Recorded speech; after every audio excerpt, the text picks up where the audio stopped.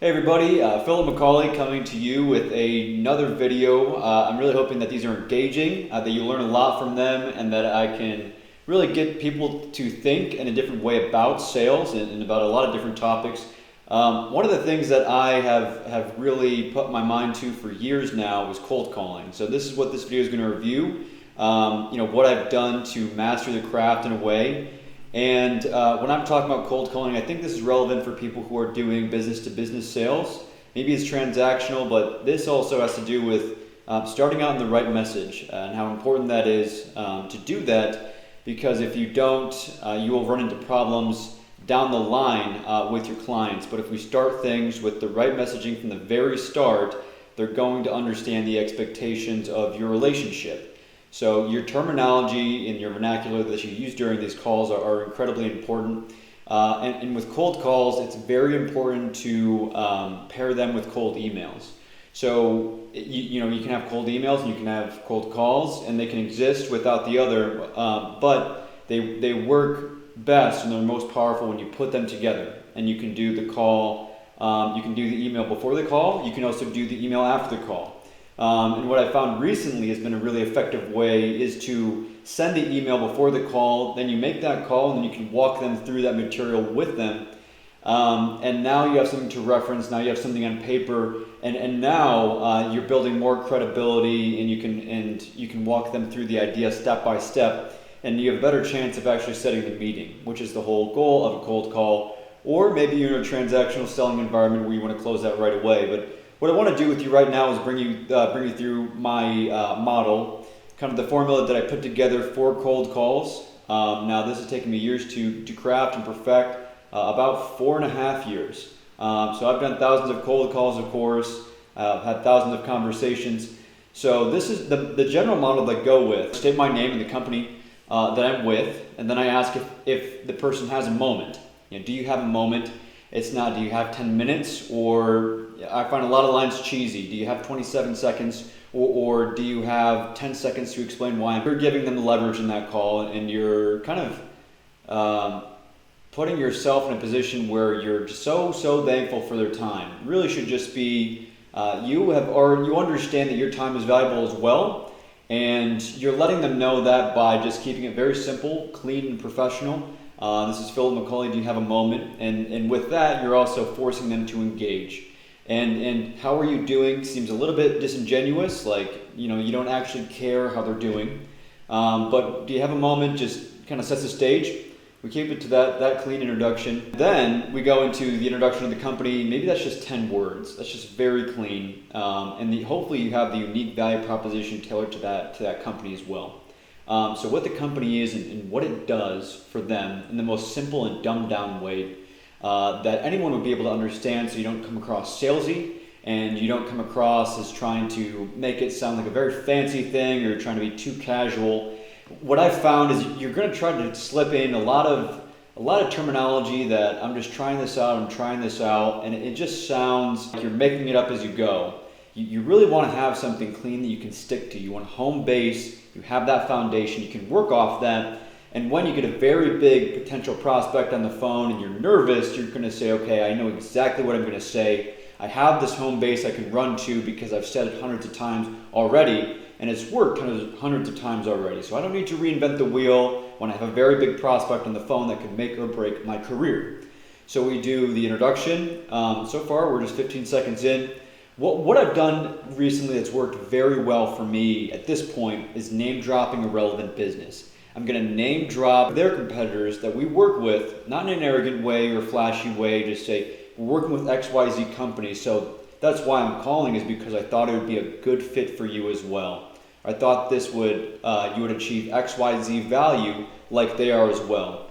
And then you can explain the value they're achieving, how they're achieving that value, and now we can ask them a question about if they're facing the same issue, if they have the same objective, if that's a relevant scenario for them as well. And this needs to be not too targeted of a question to where if they say no, then you've backed yourself into a corner. And I've done this dozens of times. I've backed myself into a corner. I really thought I had a good understanding of what their problem is. That's not the issue. And really you can kind of take a sidestep and try to get out of that corner that way, and it's awkward. And then you're maybe, the flow of the conversation has been kind of interrupted at that point. So what we're trying to do in that first question is we're trying to identify a big picture need that we're already solving for one of their competitors that we can solve for them as well. And that's really the whole key of setting this call up. There's a lot of bad questions I hear every single day when I'm coaching salespeople, and it really, if you get too vague, like, are you interested in this? Or if you're just like, well, I'd love to find out how I can help with these vague solutions, let's set up a time to meet. The whole point is to really identify a need that they have in this cold call, identify a need that they have, explain how you're going to solve that need, and then use that as leverage to set up time on their calendar. If you can't explain how you're going to solve a big picture need for them, and hopefully explain how you've already solved that need with one of their competitors, why should they meet with you? Why should they give you more of their time? There's no reason in their mind for them to give you more of their time, and rightfully so.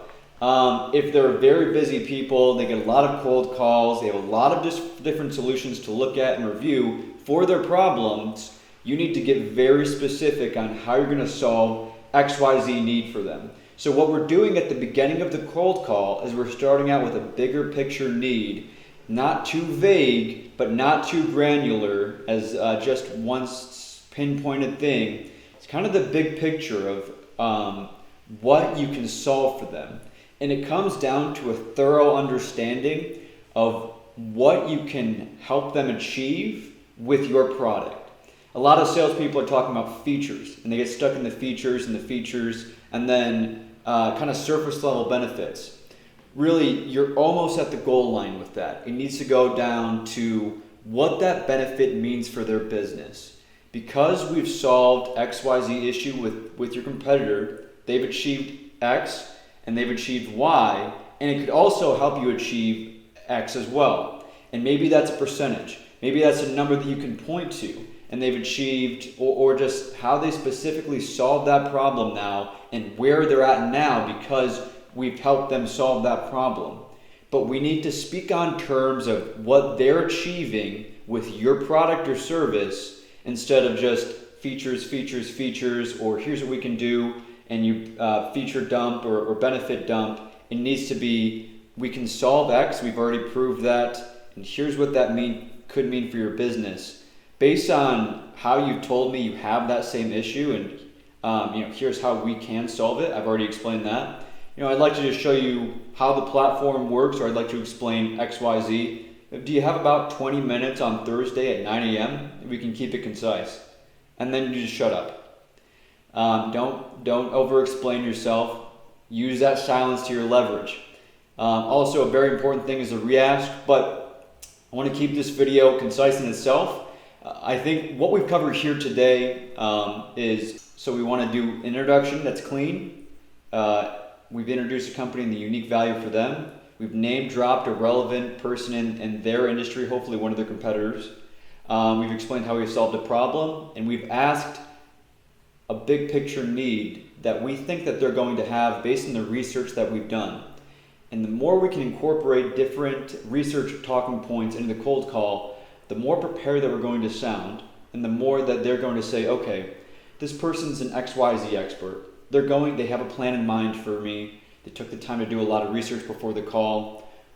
I feel pretty confident that they're going to be able to solve my issues based on what they've told me. They understand I have a big picture need, and they've explained concisely how they're going to solve that big picture need for me. I'm going to take this meeting because I trust them so far on solving this big picture need.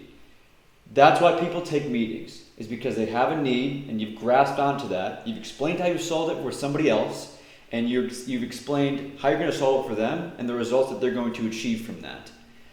Anybody wants that. Any sort of customer or prospect would say, yeah, I would love for you to solve these needs for me. I have a lot of solutions I'm looking at. I'm getting a lot of marketing content.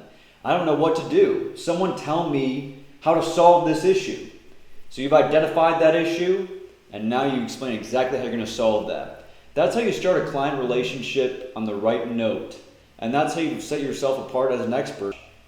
So that's it for right now. There's a lot that goes into cold calling. I'm going to do another video on handling objections, shifting the conversation, controlling the conversation, and really making a solid structure on how to gain that meeting each time and how to ask for that meeting and re-ask if needed. And if we can make very clean language and be prepared before the call, that's really the foundation of what we need to do. So my name is Philip McCauley. Thank you, everybody. I appreciate you tuning in.